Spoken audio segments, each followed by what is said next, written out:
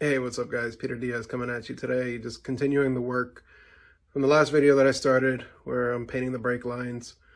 Just wanted to show you a little bit of the process.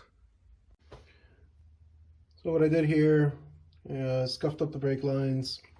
I'm just doing a touch-up job. I'm not looking for anything super crazy. Just wanted to get rid of some of those scuff marks that show through when I put the heat shield on it.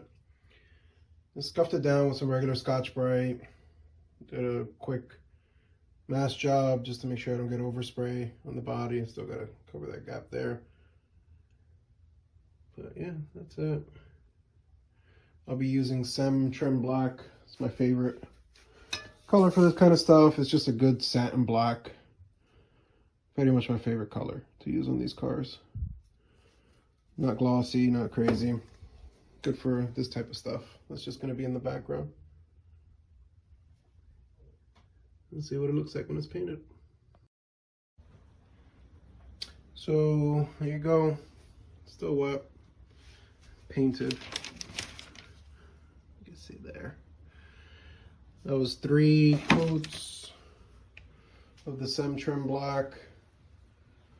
Waiting about 3 minutes or so per coat. Let that dry. Tear this off and put the shield on. So I messed up the rest of the engine bay. Let's cover the painted areas and the valve cover and whatnot. Took off the clamps that hold the hard lines in place. I'll paint those separately off the car. But now just scuffing down the brake lines that go across the firewall to do the same process to them.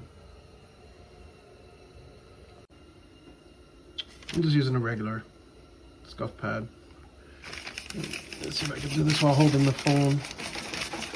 But usually I would hold it with my left hand just to keep them steady, but just going over the surface to get rid of the sheen from the old paint. Scuff up the surface so that it has a nice new surface to bite down on, and just getting rid of the imperfections and whatnot.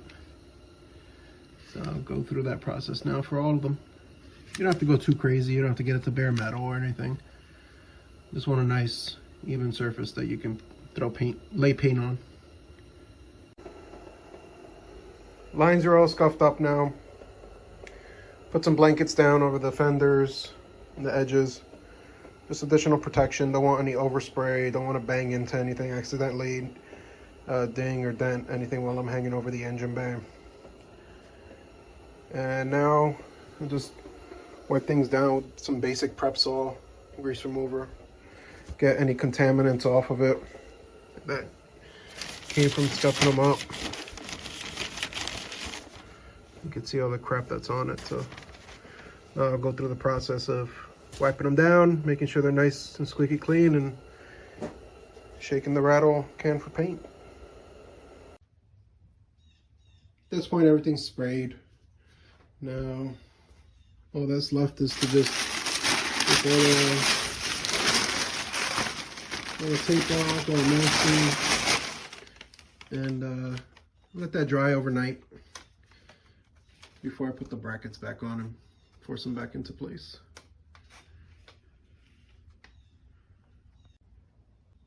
Since the lines behind the master are going to be hidden by the heat shield that I have right here, the T3 Brake Master heat shield, I'm going to go ahead and put that on now. One change that I am doing though is for the bolts that are visible on this heat shield for here and down there. I've opted to switch to black colored bolts just to give it a different aesthetic versus having zinc plated against the black. I think these will blend in a lot better. I just like how it kind of just disappears into the background. So that'll be a slight change. Here's the heat shield mounted. So black bolts, lines are looking good. I went ahead and took the masking off the back lines as well. You can see, change those to black bolts so those blend in as well. Overall happy with how it looks. It all kinds of just blends in. So next steps I'll be doing, probably next video. I started adding some loom to these lines when these leads were done way back in 2014 or 15, whatever year it was. There's this white shrink tubing.